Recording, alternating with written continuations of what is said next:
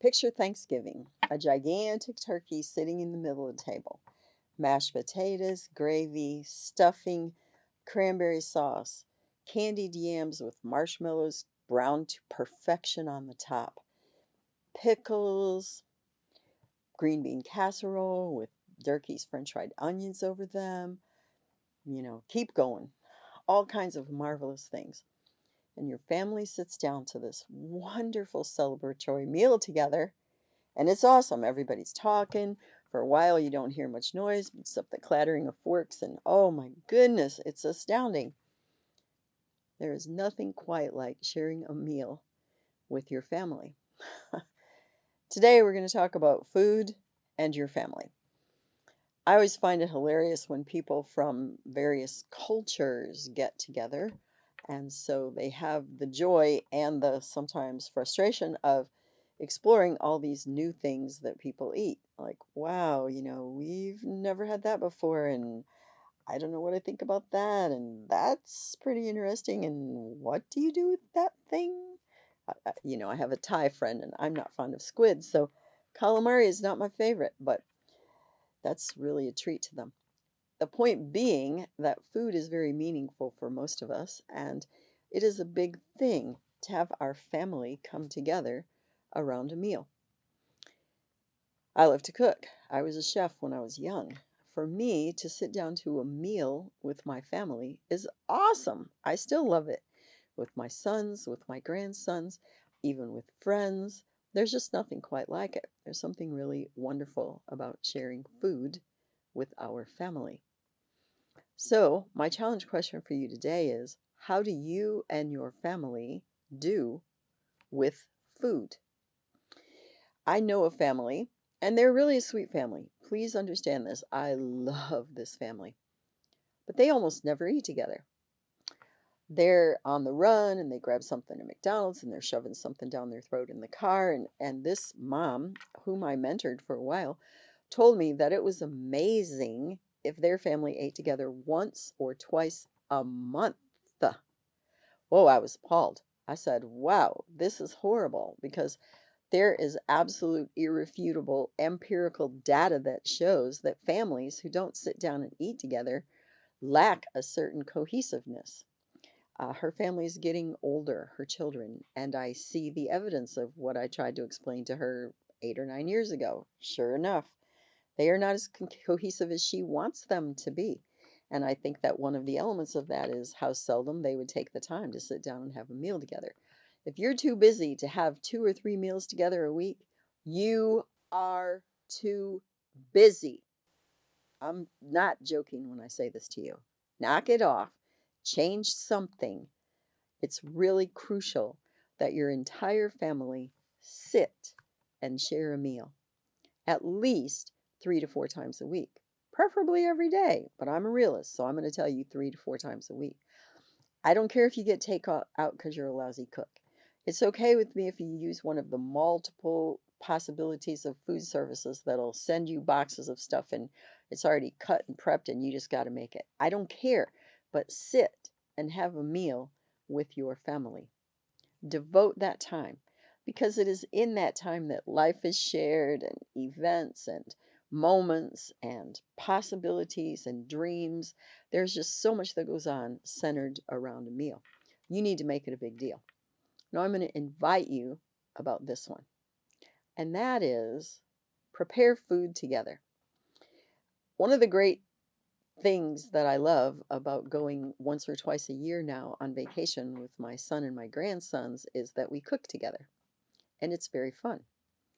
So we'll be in the kitchen, and one of them will be chopping up apples, and one of them will be stirring the sauce or working on the pasta, and I'll be doing the pie crust or making the cake or whatever. Tons of possibilities of what we're doing together because we cook, but we're together. And so even the preparation is really, really fun. If you aren't a great cook, all you know how to do is make macaroni and cheese, grilled cheese sandwiches, canned pork and beans and hot dogs, a jar of applesauce. Okay, great. Well, you can still do that together in the kitchen. Really and truly. Call the kids, one or two of them, one at a time, however much you can handle, and and work together in the kitchen, put on some crazy music, dance in the kitchen, laugh. Honest and really, there is something about food and family. I want you to learn what your kid's absolute favorite stuff is. It doesn't matter if you hate it or you think it's gross or it's not the greatest. Find out what that is. And at least, I'm going to say once a month, make each of the members of your family a particular meal. So we'll say you're going to have tater tots and hamburgers and mint chocolate chip ice cream. That's going to be dinner with a root beer float. Great. That's what you're having. In honor of that particular person. There is really something about a person making your favorite meal for you because they just love you and they want you to enjoy it, and we are all going to share it with you. Might not be our favorite, but we're all going to do this together. I can honestly say this to you. Some of the brightest and best memories I have in my entire lifetime with my sons, who are nearing 50, so I've had a lot of decades of this now, are centered around meal times that we had together. When we would laugh and be crazy and share life and share our thoughts, talk about our emotions, just discuss our day in general and how it impacted us. What's amazing, though I can tell you some very particular days, is the broad mosaic of these decades together, of meal after meal after meal, conversation after conversation. And it's really rich and beautiful. I would desire that for you. I'm going to give you, whoever the cook is, dad, mom, this opportunity right here. If your family doesn't eat very well, so they're not very fond of vegetables, they're not wild about baked chicken, they want everything fried and deep fried and heavily breaded, and you actually have the opportunity to change your family's food pattern. You established it when they were little, and you can reintroduce or introduce new things. Just do a simple thing. Make steamed broccoli with cheese sauce. Let me help you with this because to me it's elementary, but to a lot of people it's a challenge. Here's how you make cheese sauce. Really, just pay attention to me. It's so easy. Take a tablespoon of butter and melt it over medium-low heat.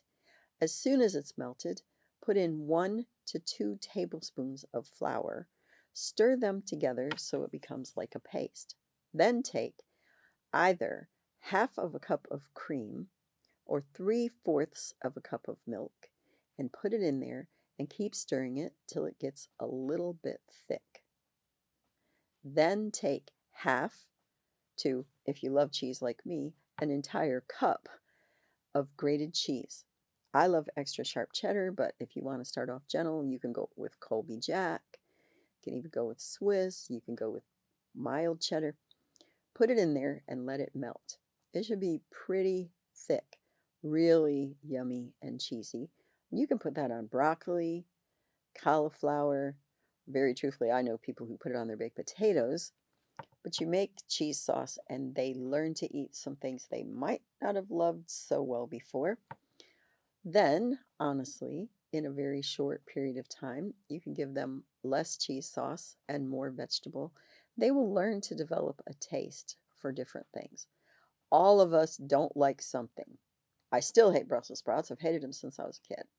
I disliked peas when I was young. I love them now.